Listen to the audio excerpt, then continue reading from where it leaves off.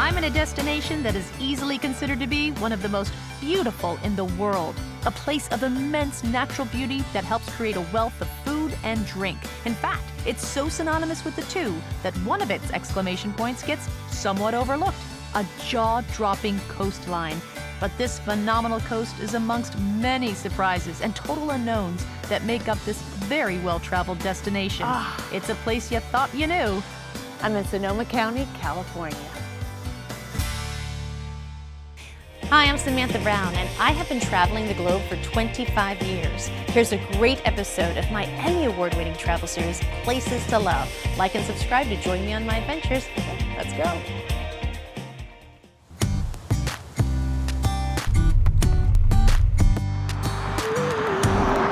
You know, driving along the coast here, it is just impossible to choose where you turn off and finally spend some time. But you told me to meet you here at Schoolhouse Beach. Right. What's special about this stop? All this right here, this coast. It's really spectacular. I'm Margaret Lindgren, and I'm originally from Rhode Island, New England, and I moved to Sonoma County in 2007, and the moment I came here, I knew I was staying here. What I do is I take my passion and I share experience of place through that passion for those who are visiting here for the first time, and I give them the building blocks for the rest of their itinerary. Spring, of course, is, feeding and breeding season.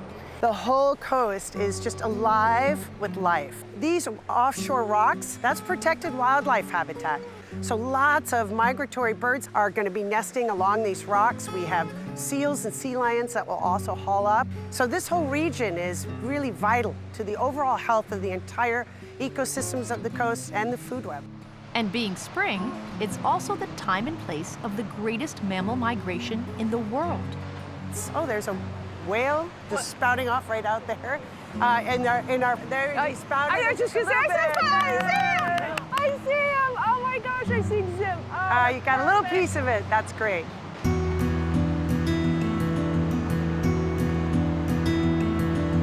What strikes me about the California coast is just the massive drama of it all. It's like, okay.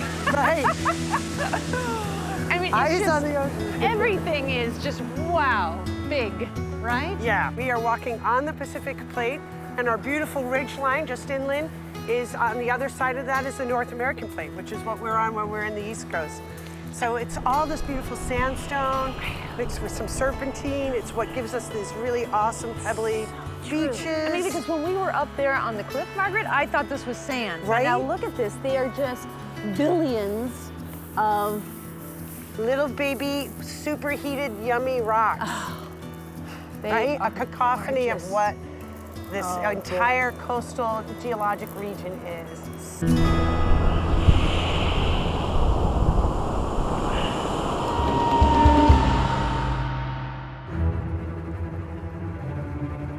Right now, I am surrounded by the largest collection of carnivorous plants in the world. Carnivorous plants grow on every continent except for Antarctica. Do they only eat insects? No.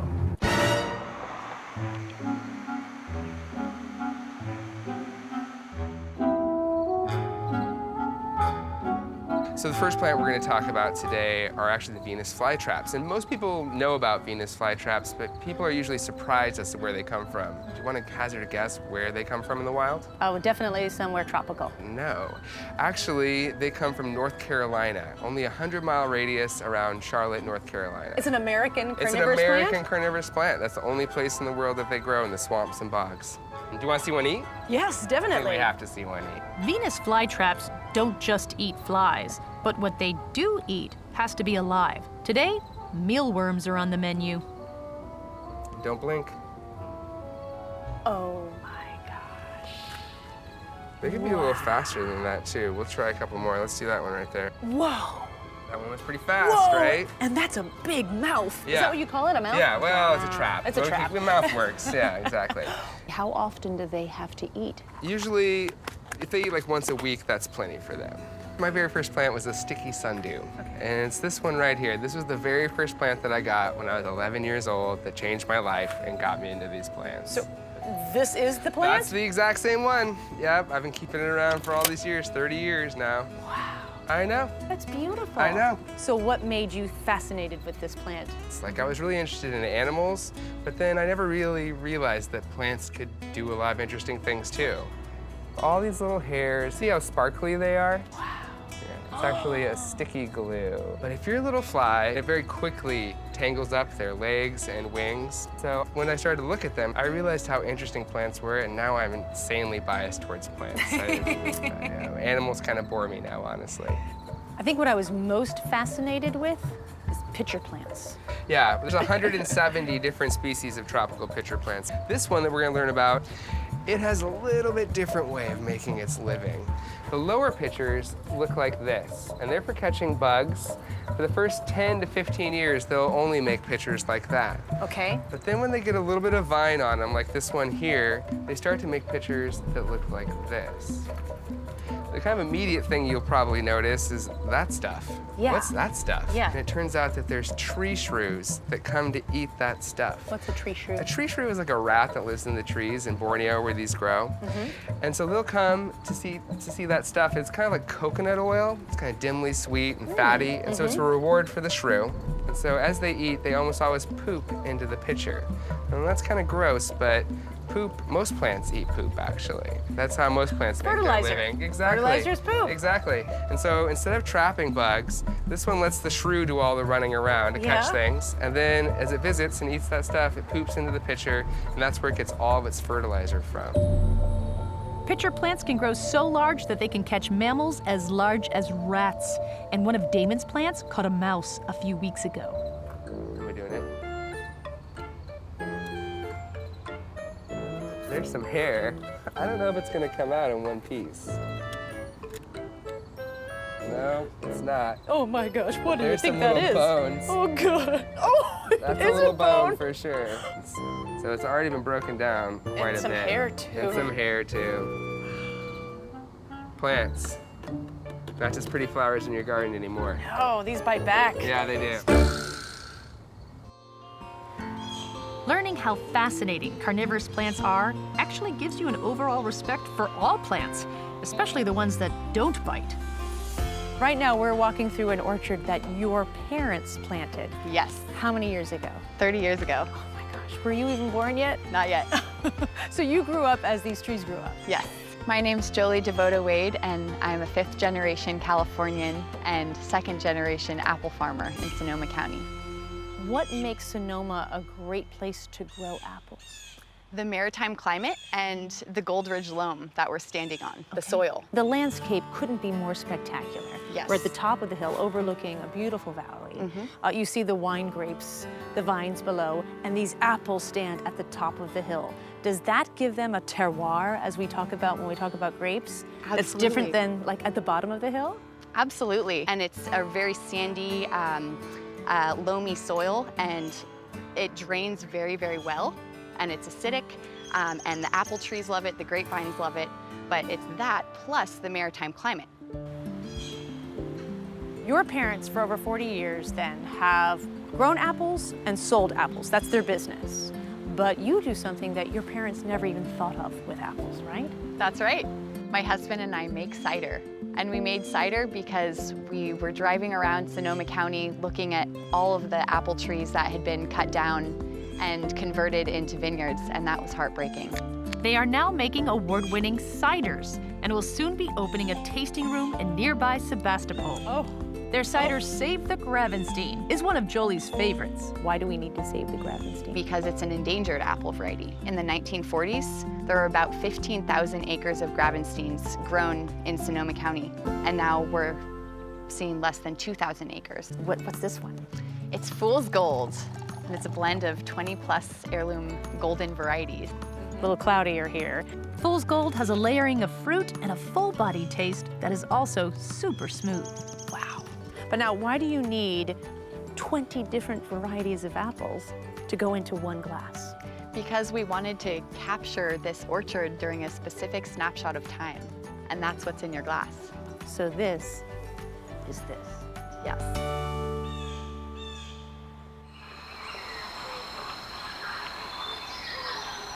In Sonoma County, Africa is a lot closer than you think.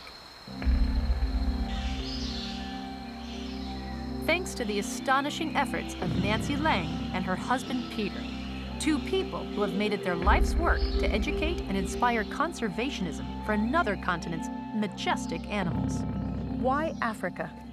We had traveled to Africa so much, and we're both enamored with Africa and the African wildlife. To be able to connect people with a continent that feels so far away must give you tremendous pleasure. It does, and people that come here thoroughly enjoy it. They learn so much. They become passionate about it too, and they become passionate about the problems with animals, both here in the U.S. and beyond. When you have 400 acres and close to 1,000 animals, how did you build it to this? My husband started breeding in the 70s at the request of the directors of Fresno and Los Angeles Zoo. So we've been propagating ever since.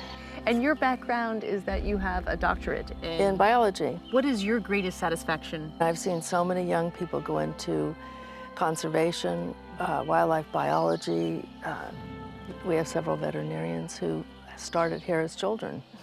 So it's exciting for us. It's very rewarding. With 98 different species, a total thrill is getting out into the rolling acres of Sonoma's own Serengeti. It's not this experience where I'm standing in front of a fenced-in area and there they are in like a half an acre. We're in the cage and this is their habitat, this is their home. You quite literally have a little slice of Africa. That was the whole idea. Aside from the classic safari and conservation programs, a safari tent camp allows you to stay the night, listening to the sounds of the animals. And imagine waking up to this beautiful fella. So what we're gonna do is we're gonna meet our rhino, Waldy. From afar, or does he come close? He's actually gonna come up close to us, so he seems to really enjoy interaction with people. But unlike a horse, he does have the large horn on his face. So we always make sure that horn is in a position that's not going to cause harm. Oh my gosh. Oh boy. Following you like a pet dog. Come on. I'm being very mindful of that horn. Good boy. So we'll step back this way. Oh yeah, sure. But if you want to reach out and pet him, that'll be his reinforcement for coming over and saying hello to us. Rhinos have extremely thick skin. It keeps them really well protected. I know. Yeah, he wants his food.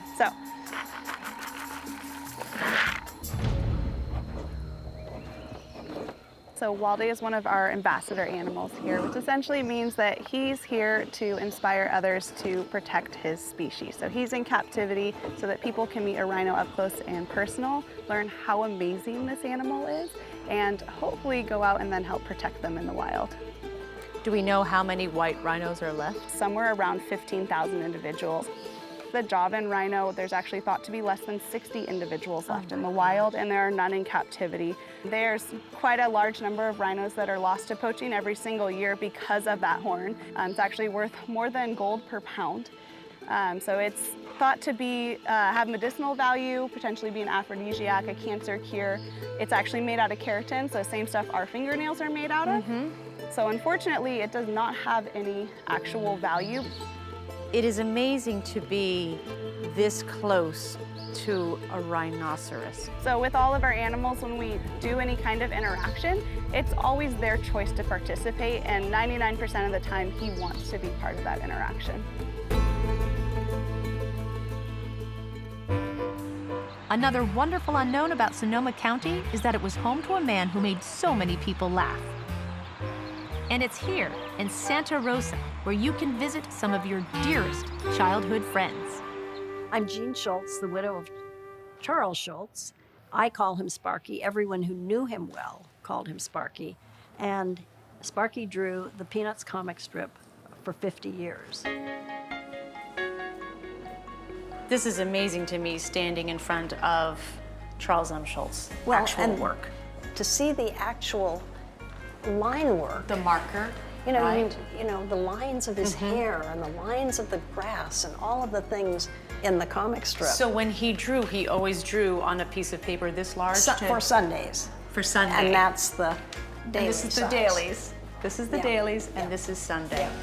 The museum opened in 2002, and its mission is to show the original comic strips of Charles M. Schulz, but to show them in a context that shows how he got his ideas, how he worked with his ideas, and how he brought everything that he brought into the comic strip from his world. Do you ever ask for your opinion if you thought it was funny or not? I would say, oh, that's really funny. I like that. And he'd say, oh, I'm glad you like it. I never know. I always say this is the heart and soul of the museum. All of these are original comic strips. And I can tell just by the way Mr. Schulz was drawing that these are the earlier ones as well. Yes, that's very early. Yeah, that's Snoopy before we even recognize him, right? Wow. Yeah. Was Mr. Schulz Charlie Brown? Oh, definitely.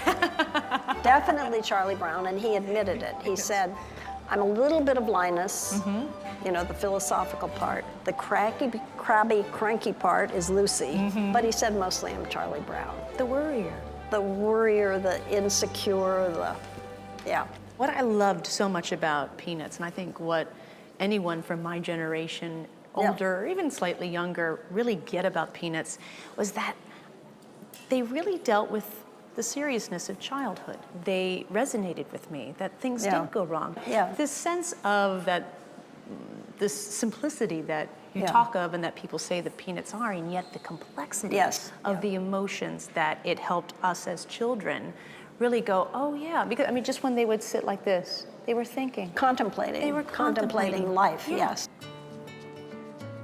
Being surrounded by his work brings up an emotional feeling. For me, this was my Sunday. We'd get the newspaper, and you know, my mother would take one section, my father would take the other, but everybody in the family read the funnies. My father, my mother, my sisters, and then the newspaper was done. This idea of the comic strip is so important in people's lives. It was a community gathering, right, event. And so it had such an importance, a place in our lives.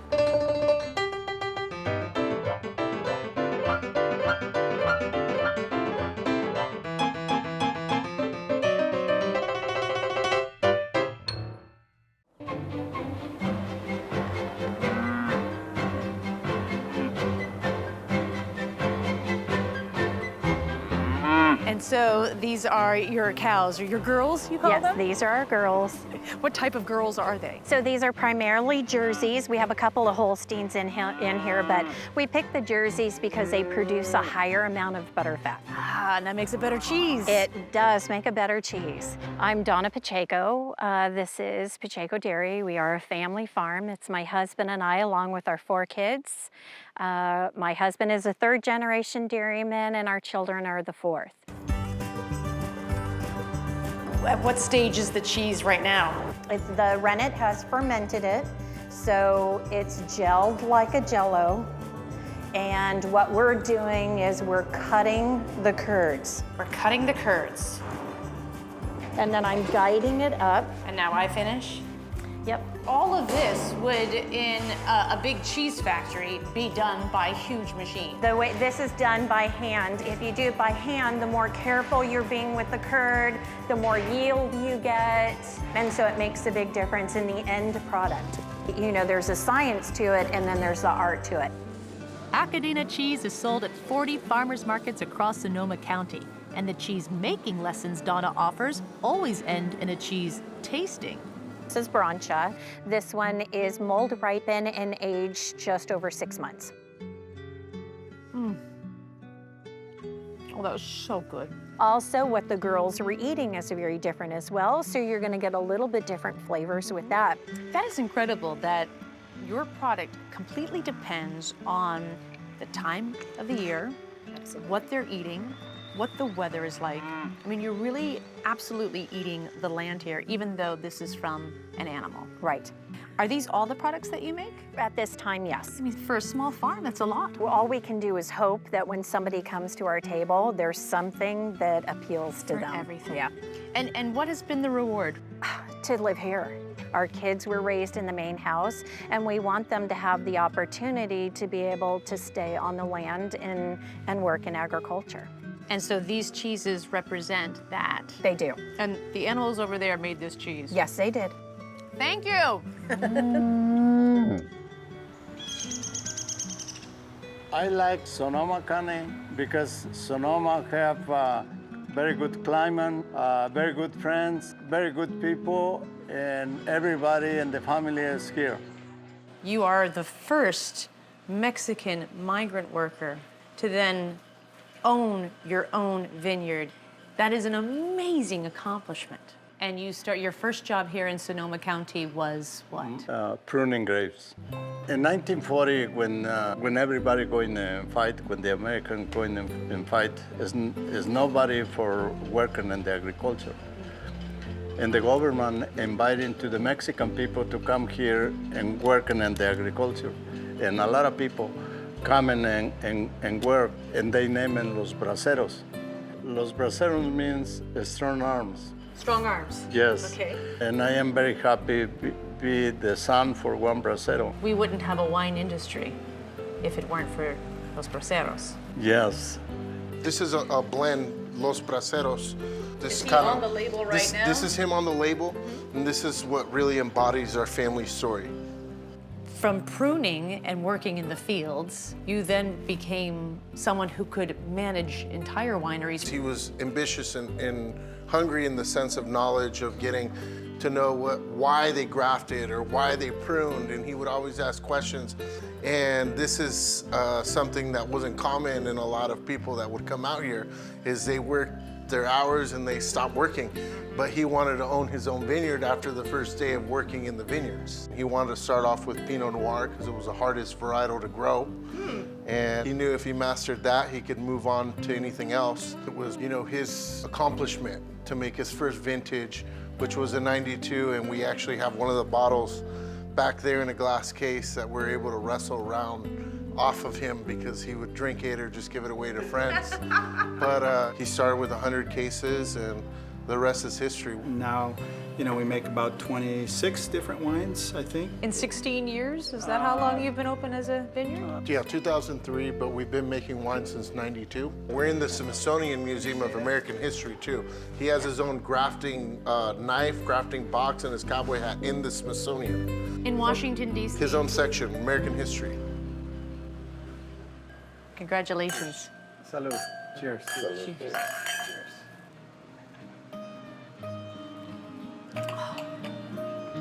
Phenomenal.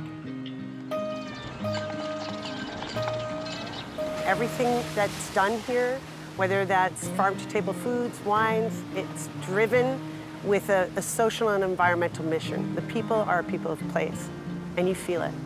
We have the beautiful green rolling hills, but we also have the passion of generations of people that have been in agriculture, and that passion has carried through to their products.